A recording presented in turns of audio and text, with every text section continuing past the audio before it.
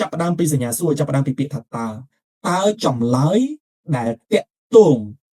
នឹងពាក្យខាងក្រោមគឺជាអ្វីគេឲ្យរកពាក្យដែលតាក់ទងគ្នាអញ្ចឹងយើងទៅមើលពាក្យនៅក្នុងប្រអប់ដែលគេឲ្យមកសិនពាក្យនេះយើងអានថាឈិកចាំងមានអ្នកស្គាល់ពាក្យហ្នឹងឯងស្អស់គ្នាកន្លែងការងារឈិកចាំងនេះយើងបកថាកន្លែងការងារតោះអញ្ចឹងថាតើក្នុងចំណោម4ពាក្យខាងក្រោមនេះពាក្យមួយណាដែលពាក់ព័ន្ធដែលតាក់ទងគ្នាទៅជាមួយនឹងកន្លែងការងារតោះពាក្យទី1 Facer យើងបកថាក្រុមហ៊ុនពាក់ព័ន្ធជាមួយនឹងកន្លែងការងារស្ដេចនេះក្រុមហ៊ុនពាក់ព័ន្ធបាទពាក់ព័ន្ធណាពួកក្រុមហ៊ុនគឺជាកន្លែងដែលយើងត្រូវទៅធ្វើការងារនឹងឯងកន្លែងការងារហ្នឹងពេលខ្លះគេហៅថាជាក្រុមហ៊ុនហ្នឹងឯងជាកន្លែងដែលយើងត្រូវទៅធ្វើការងារនឹងឯងអញ្ចឹងវាពាក់ព័ន្ធគ្នាបាទអញ្ចឹងត្រូវចម្លើយទី1ត្រូវទី2អឹមស៊ីកនេះយើងបកថាអាហារឬក៏ម្ហូប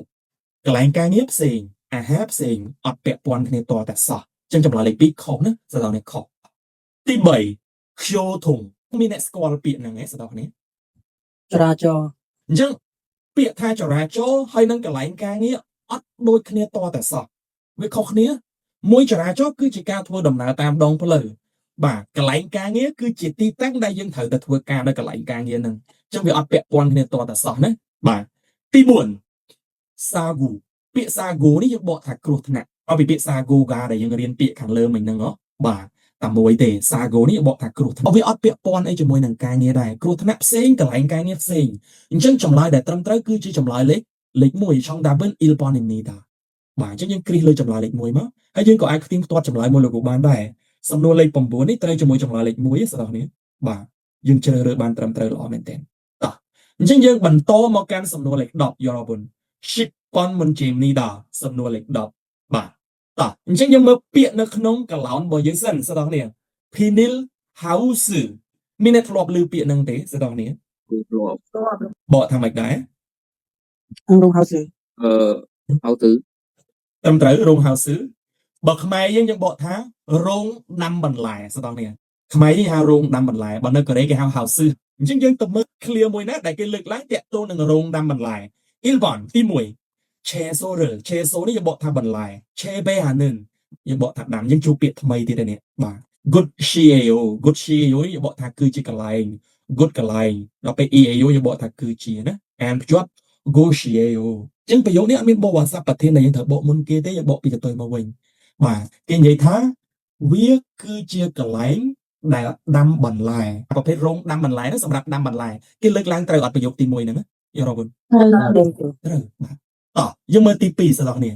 Kigere មានអ្នកស្គាល់ពាក្យ Kigere តោះម៉ាស៊ីន Surihana មកពីពាក្យ Surihada យើងបកថាជួសជុលតម្រងនៅនេះយើងបកថាដែលបាទដែលជួសជុល Good Shio Good នេះកន្លែងឬក៏ទីកន្លែង EAO យើងបកថាគឺជា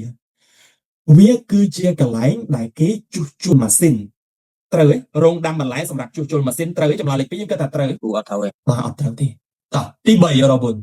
Mulgoner ក៏ពាក្យ Mulgon នេះស្ដាប់នេះអីវ៉ាន់វាក៏របស់របរលីគ្រាន់តែជាកម្មបត្តិទេ Poquanana មកពីពាក្យដើម Poquanada ហ្នឹងយើងបកថារក្សាទុកបាទតម្រងនៅនេះយើងបកថាដែលរក្សាទុកបាទ Good Shio គឺជាកន្លែងវាគឺជាកន្លែងដែលគេរក្សាទុកអីវ៉ាន់កន្លែងរក្សាទុកអីវ៉ាន់ជាទូទៅគេប្រើពាក្យ Chango ស្ដាប់នេះស្គាល់ចាំពាក្យ Chango ឯងយល់បងឃ្លាំងត្រឹមត្រូវអូចាំពាក្យបានច្រើនបងបាទ Chango នឹងឃ្លាំងគឺជាកន្លែងដែលគេរក្សាទុកអីវ៉ាន់ប៉ុន្តែ Pinil House តារោងដាំបន្លែតាបើប្រាប់ថាជាកន្លែងដែលរក្សាទុកអីវ៉ាន់ខុសបាត់ហើយអត់ត្រូវទេចម្លើយលេខ3ហ្នឹងខុសហ្មងទី4 ធុងមូល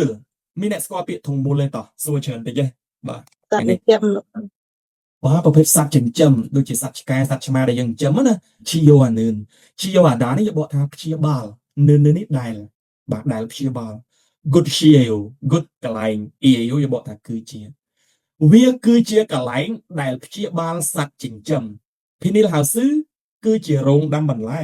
មិនមែនជាកន្លែងដែលត្រូវព្យាបាលសត្វចិញ្ចឹមទេចម្លើយលេខ4ក៏ខុសដែរអញ្ចឹងចម្លើយដែលត្រឹមត្រូវចម្លើយលេខ1 trong Darwin il Ponimnida យើងអាចផ្ទៀងផ្ទាត់ពីទៅសំណួរលេខ10ត្រូវជាមួយនឹងចម្លើយលេខ1យើងជ្រើសរើសបានត្រឹមត្រូវ